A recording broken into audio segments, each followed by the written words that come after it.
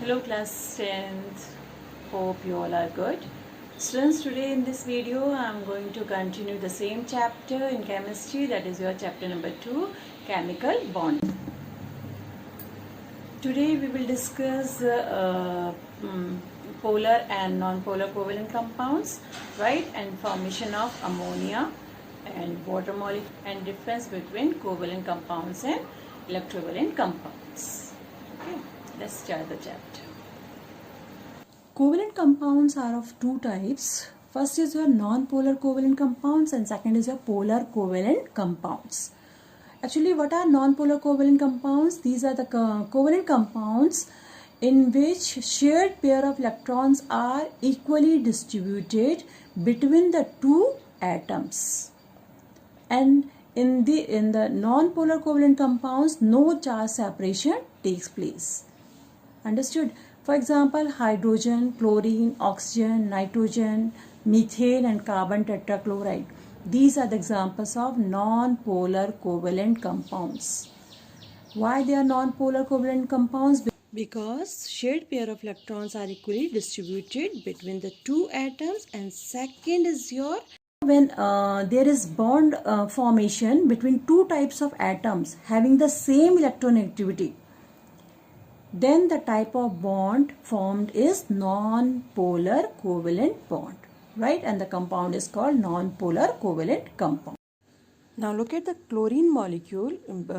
Both the chlorine atoms, they needs one electron, so they share one pair of electrons, and the electrons are equally distributed between the two atoms, and both have same electronegativity. So which bond is formed? Non-polar covalent bond. When oxygen molecule is formed, then here what's happened? Oxygen need two electrons to get octave, so it combined with another atom of oxygen and shared two pair of electrons. Here both the atoms having same electronegativity, so the type of bond formed is non-polar covalent bond, right? But in case of this carbon tetrachloride, which I had explained you in previous video, here just see this carbon and chlorine. This chlorine has high electronegativity, right? And this carbon also has low electronegativity. So this chlorine, what it will do, it try to attract the electron towards itself. So it get a slightly slightly negative charge. This chlorine atom also attract electron towards itself. Why? Because it has a high electronegativity, so it will also get a slight negative charge, right? And this carbon, it get what? Positive charge. It get positive charge. But what's happened here? These two this one pull this electron to this side, and this chlorine atom pull this electron to this side. So what's happened? They cancel each other, and their effect become what? Nullified. That is why what's happened here? Non-polar covalent compound is formed, or non-polar covalent bond is formed. The same way here, both this chlorine atom attract electron towards this side, and this chlorine atom attract this electron towards this side because of high electronegativity, right? And then what's happened? When both will attract electrons towards the opposite side, then the total effect become nullified, and means it will become neutral, and that's why what's happened? This which bond is formed?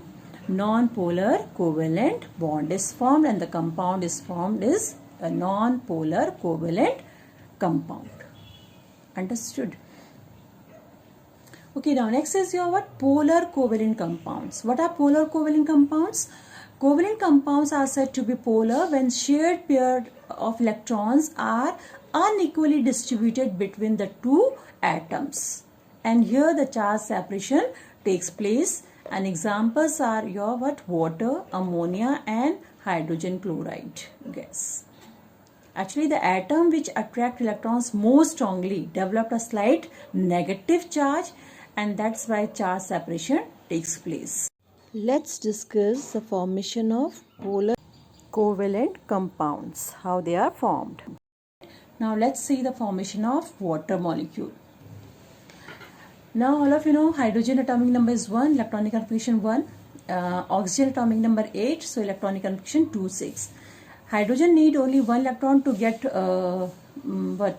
duplet, while oxygen need 2 electrons to get octave. So what will do, oxygen, this oxygen atom combined with 2 atoms of hydrogen, right, and it share one, this hydrogen needs only 1, so it will get a duplet after sharing this 1 electron from here, and this hydrogen atom also shared this 1 electron from the oxygen and get duplet, right. And this oxygen atom, it needs 2 electrons, so 1 electron it shared from this hydrogen atom and 1 electron it shared from this hydrogen atom, right, and get octave. In this way, what is formed? Hydrogen molecule is formed, right. But actually what's happened, because oxygen atom actually it has a high electronegativity as compared to hydrogen, so what it will do, it will attract the electrons towards itself, it get a slightly negative charge, right. While this hydrogen, they get what? Slightly positive charge, right. What is it? Polar covalent compound, and it forms what? H2O. Up now, just from other definition, what is polar covalent compounds? The compounds in which the shared pair of electrons are not equally shared. Okay, so these 2 electrons, one pair is this one and another pair is this one. These 2 pair of electrons are not equally shared, right? And what they are called? These electrons are called lone pair. What they are called? Lone pair. So what are lone pair of electrons? Actually, these are the pair of electrons which are not shared with any other atom. So water molecule has 2 lone pairs. Which one? This one and this one. And what do you mean by lone pair of electrons? These are pair of electrons which are not shared with any other atom. Understood? Now next is your what? Electron dot structure of ammonia. How the ammonia molecule is formed. All of you know nitrogen atomic number is 7, electronic configuration 2, 5, hydrogen atomic number 1 and electronic configuration 1. Nitrogen needs 3 electrons to get octave, while hydrogen needs 1 electron to get duplet. So nitrogen combined with 3 atoms of hydrogen, right, and you will show the 5 electrons of nitrogen like this, 1 this side, 1 to this side and 1 this side, and 2 electron to this side, right, and 3 atoms of hydrogen they combined like this. Okay, now this hydrogen shared this 1 electron from nitrogen and get duplet, and this hydrogen also shared 1 electron and from nitrogen and get duplet. Now this nitrogen shared 3 electrons from 3 atoms of hydrogen and get octave, right, and then they form what? This ammonia molecule. See, nitrogen, if you compare hydrogen and nitrogen, nitrogen is more electronegative than hydrogen. So what it will do, it will attract these electron towards itself, because nitrogen has high electronegativity than hydrogen, so nitrogen attract electrons towards itself and get slightly what? Negative charge, and hydrogen get what? Slightly positive charge. Ammonia molecule which is formed is a polar covalent compound, and this ammonia molecule has 1 lone pair. But it has this, what is it, right? So what is lone pair of electrons? The pair of electrons which are not equally shared with other atoms.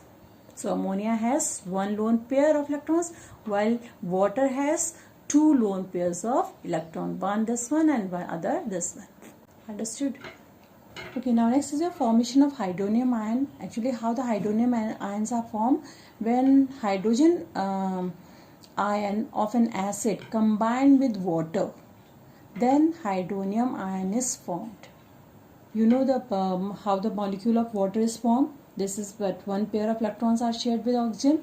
This is your what? Water molecule, right? When water molecule combined with H ion of an acid, right? It is H ion. What is the meaning of this H1 positive? It means it doesn't have any electron, right? It is a proton, right? It has no electron. So what's happened? This water molecule, it donate this one pair of electron to this hydrogen ion. This water molecule donate one pair of electron to this hydrogen ion, right? And because it is donating, right, so it will also get what? 2 electrons. So what's happened? This hydronium ion is formed as 2 electrons are donated to hydrogen. So which here one another type of bond is formed, and this bond is called coordinate bond. What is it? Hydronium ion, and you will get one positive charge because it has donated one pair of electrons, so it will get one positive charge, and this charge should be always there, otherwise you will not get marks during the formation of hydronium ion. Understood? Now next is your formation of ammonium ion. What is ammonium ion? NH4 1 positive. Actually this ammonia combined with first with hydrogen ion of water, and because hydrogen ion is there, so what is it? It has no electron, right? It is a proton. So what's happened? This ammonia molecule, when combined with this hydrogen ion, it donate this one pair of electron to this hydrogen ion, right? What it will do? It will donate this one pair of electron to this hydrogen ion, and what is formed? This ammonium ion is formed. Actually this pair of electron is donated to this hydrogen ion, so you will show this donation of this one pair of electron by this arrow, and this is called what? Coordinate bond is formed. So in ammonium ion, which bond is there? Coordinate bond is formed, right?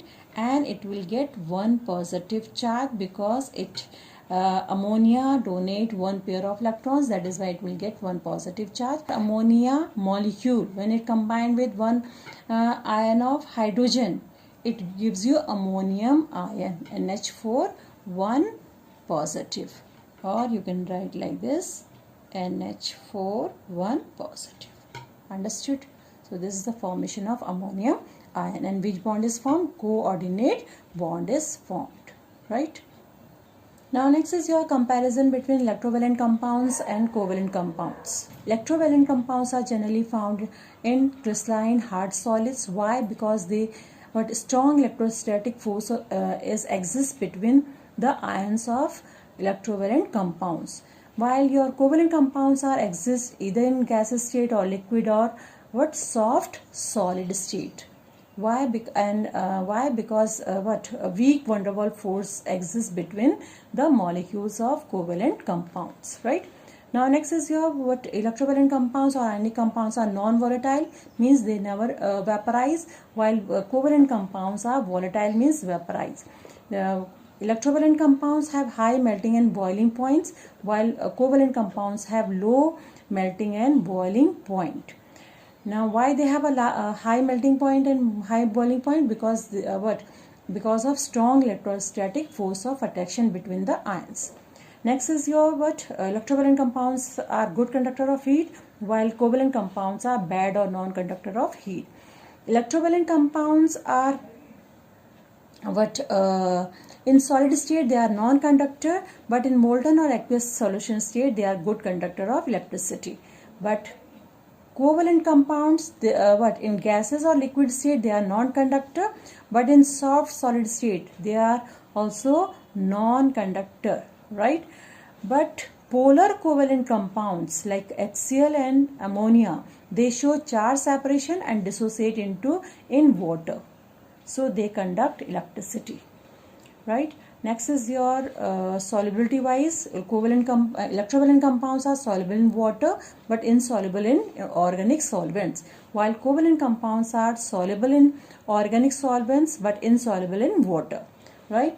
And last is your what? Dissociation and ionization. Actually, electrovalent compounds, because they possess what? They are ionic compounds, so they undergo electrolytic dissociation, means separation of ion takes place. Covalent compounds undergo ionization in solution state on passes of electric current, because especially which one? Polar covalent compounds undergo ionization, and this process involves formation of ions because